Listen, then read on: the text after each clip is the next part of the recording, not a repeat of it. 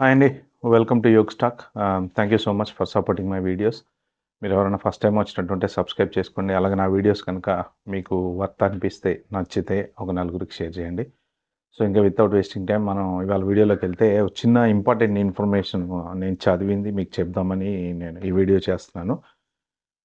But నాకు 100% clarity లేదు. నేనేంటంటే ఎకనామిక్ టైమ్స్ పేపర్ చదువుతున్నప్పుడు నేను ఒక న్యూస్ చూసా. దానికి ఫాలోడ్ బై కొంత నేను రీసెర్చ్ చేస్తే అది ఈఈఓసి అని ఒక ఆర్గనైజేషన్ ఉంది కదా! ఆహ్, ఎకనామికల్లీ ఈక్వల్ ఆపర్చునిటీ కమిషన్ అని చెప్పేసి, వాళ్ళు యాక్చువల్‌గా కంపెనీస్ అందరికీ అల్టిమేటమ్ ఇచ్చారు అని చెప్పేసి నేను దాంట్లో చదివాను. సో, నాకు 100% తెలీదండి ఇంతవరకు. నేను నేను 2, 3 న్యూస్ పేపర్‌లో బిజినెస్ టైమ్స్‌లో ఒక దాంట్లో, ఎకనామిక్ టైమ్స్‌లో ఒక దాంట్లో దీని దీని గురించి చదివాక నాకు డౌటొచ్చింది. ఇదేంటంటే బేసిక్‌గా అమెరికన్ సిటిజన్స్‌కి జాబ్స్ ఇవ్వకుండా హెచ్-1బీ వాళ్ళకి జాబ్స్ ఇస్తున్నారు అనేసి ఈ ఈఈఓసీ వాళ్ళు ఇన్వెస్టిగేషన్ స్టార్ట్ చేశారని చెప్పి చదివాను నేను. అది బేసిక్‌గా వాళ్ళేంటంటే దాన్ని డిస్క్రిమినేషన్ లాగా తీసుకున్నారనేసి ఉంది దాంట్లో. అంటే ఇంతకుముందు మొన్న రీసెంట్‌గా ఎవరో ఒక ముగ్గురు యూఎస్ వాళ్ళు ఈ మెటా మీద కేస్ గూడా ఒకటి లాసూట్ ఫైల్ చేశారు గదా! హెచ్-1బీ వాళ్ళకే ఎక్కువ ఇస్తున్నారు జాబ్స్. లోకల్ వాళ్ళకి ఇవ్వట్లేదు అని జెప్పేసి అది గూడా ప్రస్తుతానికి నడుస్తుంది గానీ, మెటా వాళ్ళేమో లేదు లేదు మేము డిస్క్రిమినేషన్ ఏం చేయట్లేదు. యాజ్ యూజువల్‌గా మేము అందరికీ లోకల్ వాళ్ళకి గూడా ఇస్తున్నాము. ఎట్ ద సేమ్ టైమ్ మా అవసరాన్ని బట్టి హెచ్-1బీ వాళ్ళని తీసుకుంటున్నాము అని జెప్పి.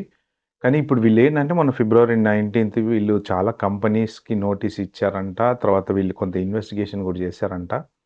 సో, వాళ్ళు చేసిన దాంట్లో వాళ్ళకి అర్థమైంది ఏంటంటే ఎక్కువ హెచ్-1ఓళ్ళని తీసుకోవడానికి కారణం ఏంటంటే తక్కువ పే ఇవ్వటము.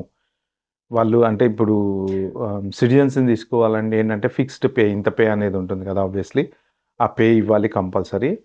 హెచ్-1ఓళ్ళని తీసుకుంటే మనం ఏదో బేరమాడి తీసుకోవచ్చు అన్నట్టు వీళ్ళు చేస్తున్నారు. తర్వాత ఈ పేమెంట్‌లలో గూడా రకరకాల లూప్ హోల్స్ అనేవి వీళ్ళు మెయింటైన్ చేస్తున్నారు. అంటే హెచ్-1 ఉండేది ఒక కంపెనీకి మధ్యలో పనిచేసేవి గూడా ఒక 5, 6 కంపెనీలు డిఫరెంట్ డిఫరెంట్‌గా అగ్రీమెంట్‌లుంటాయి.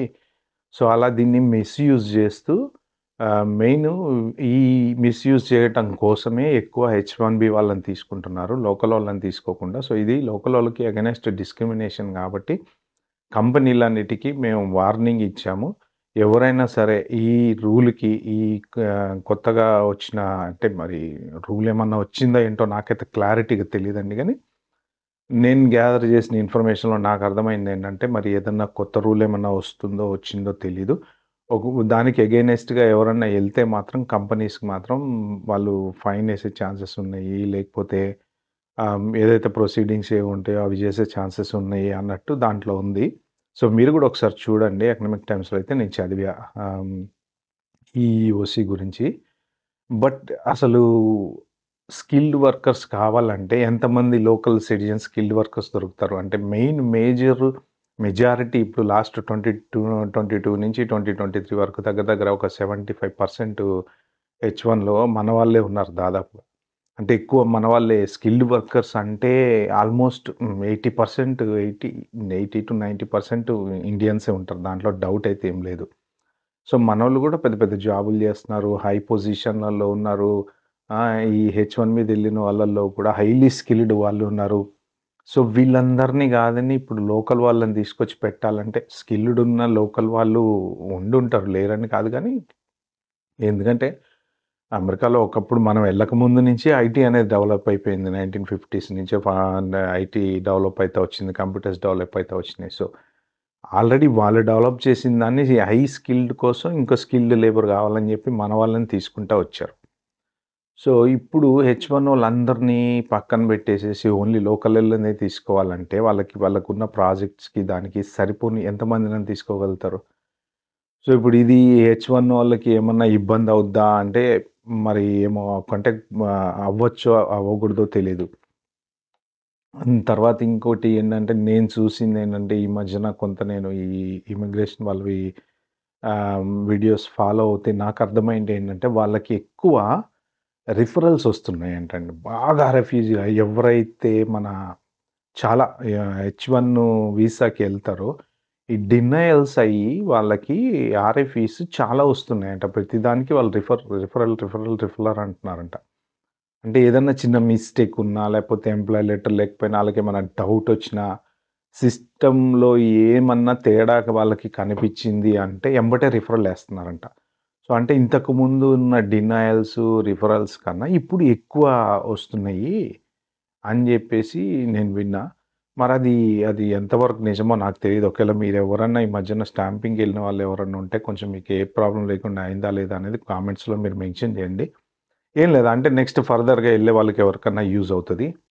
ఈ రిఫరల్స్ వస్తే ఈజీగా సార్ట్ ఔట్ అవుతదా? అవ్వదా? నెక్స్ట్ ఏంటంటే ఒకవేళ రిఫరల్ ఇప్పుడు మనం ఇండియా ఎళ్తాము. స్టాంపింగ్‌కెళ్ళినప్పుడు రిఫరల్ వచ్చింది. సో, ఈ ప్రాసెస్ అంతా అయ్యేలోపు ఇప్పుడు మన ఉద్యోగం ఉంటదా? ఊడుతదా? చాలా క్వెషన్‌లున్నాయి హెచ్-1 వాళ్ళకి. సో, ఇంకొకటేంటంటే ఇప్పుడు చాలామంది ఎందుకు అమెరికాకి వేరే కంట్రీస్‌కెళ్దాము ఆల్టర్‌నేట్‌గా ఇప్పుడు కెనడా గూడా కొత్తగా మంచి స్కిల్డ్ వర్కర్స్‌ని కావాలి అని జెప్పేసి ఆపర్చునిటీస్ రైజ్ జేస్తుంది అని జెప్పేసి గూడా విన్నా నేను. బట్ యూఎస్ ఎందుకు ఇంకా వేరే ఆలోచిద్దాము. యూకే గూడా స్కిల్డ్ వర్కర్స్ మీద బాగా ఫోకస్ చేస్తోంది అని జెప్పేసి అంటే యూకేలో ఉన్నవోళ్ళకే జాబులు లేవు ప్రస్తుతానికి. కొత్తవోళ్ళొస్తే జాబులు దొరికే పరిస్థితి అయితే అస్సలు లేదు ఇక్కడ. అసలు మార్కెట్ 120% లేదండి. ఒక ఒక పర్సన్‌కి గనక జాబ్ బోతే జాబ్ రావడానికి 3 ½ 4 మంత్స్ పడుతుంది. ఫేక్ జాబ్‌లేస్తున్నారు. ఏ జాబ్ రియలో తెలీదు. ఏ జాబు ఇదో తెలీదు. సో, యూకే జాబ్ మార్కెట్ అస్సలు బాలేదు. కెనడా గూడా మరి ఈ మధ్యన జూస్తే మొన్నటిదాకా వార్తలొచ్చినాయి. అందరిని పంపించేస్తున్నారు. వీసాలు క్యాన్సిల్ జేస్తున్నారు. వర్క్ పర్మిట్ క్యాన్సిల్ జేస్తున్నారని. మరి కెనడా మీద ఫోకస్ చేసినా గానీ మనకి ఎండ్ ఆఫ్ ద డే అంటే అమెరికా అనేది ఆ బ్లడ్‌లో ఉండిపోతది చాలా మందికి. యూఎస్ అని. సో, ఇప్పుడు వాళ్ళు గనక స్ట్రిక్ట్ చేస్తే హెచ్-1 వాళ్ళని, మరి ఎక్కడి నుంచి తీసుకుంటారు? ఇంతమంది ఇప్పుడు ఇన్ని కంపెనీస్ ఇప్పుడు ట్రంప్ గూడా ఏమంటున్నాడు, నేను 500 మిలియనో, బిలియనో పెట్టి పెద్ద ఆర్టిఫిషియల్ ఇంటెలిజెన్స్ ప్రాజెక్ట్ ఒకటి స్టార్ట్ చేస్తా అంటుండు. మరి వాళ్ళందరికీ స్కిల్లోళ్ళు కావాలంటే ఎక్కడి నుంచి కావాలి? ఎంతమంది అమెరికన్ సిటిజన్స్‌ని వీళ్ళు జనరేట్ చేయగలుగుతారు? సో, హెచ్-1బీ వీసా వాళ్ళు లేకుండా 100% కంపెనీలు నడిచే ఛాన్స్ అయితే ఉండదు.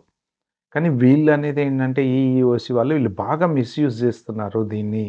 అంటే ప్రాపర్‌గా ఇప్పుడు ఆ పర్టిక్యులర్ వీసాకి ఎంతైతే సాలరీ ఉంటదో, లీగల్ రూల్ ప్రకారం అంత సాలరీ ఇవ్వకుండా తగ్గిచ్చిస్తున్నారు.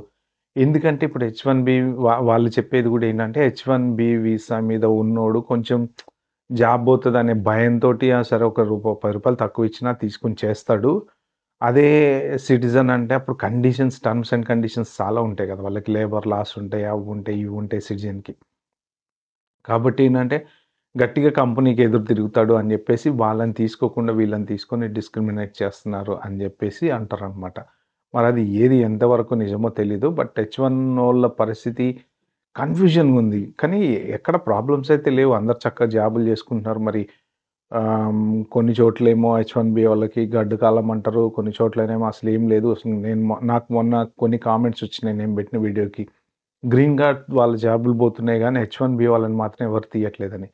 బట్ వీళ్ళేంటంటే ఇప్పుడు ఈఈఓసీ వాళ్ళు ఇది నిన్ననే వచ్చింది న్యూస్. మీరు కావాలంటే ఎవరైనా చూడండి ఎకనామిక్ టైమ్స్‌లో.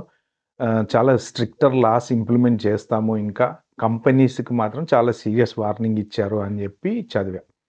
కంపెనీస్ ఆబ్వియస్‌లీ ఇంక సీరియస్ వార్నింగ్ ఇచ్చారు అంటే, ఇప్పుడు వాళ్ళే హెచ్-1 వాళ్ళని అంటే ఉన్నవాళ్ళందరిని పీకరు. కాపోతే కొత్తగా వచ్చే హెచ్-1 వాళ్ళు ఎవరైనా ఇండియా నుంచి వచ్చే వాళ్ళకి జాబులు రావడం కష్టమవుతదేమో అని నేను అనుకుంటున్నా. సో, ఒకేళ మీరేమనుకుంటున్నారో కామెంట్స్‌లో మెన్షన్ చేయండి. అలాగే మీకేదైనా ఇన్ఫర్మేషన్ గనక తెలిస్తే మాత్రం అంటే ఒక నలుగురు మన కామెంట్స్ ఫాలో అవుతూ ఉంటే ఒకళ్ళకొకళ్ళు డిస్కషన్ చేసుకుంటూ ఉంటే ఇది హెల్ప్‌ఫుల్ అవుతది కాబట్టి, సో, ప్లీజ్ అండి కామెంట్‌లో మాత్రం మీ ఎక్స్‌పీరియన్సెస్ ఏమన్నా ఉంటే మాత్రం మెన్షన్ చేయండి. ఈ వీడియో గనక మీకు నచ్చినట్టయితే please like, share, subscribe to my channel అండి. Thank you.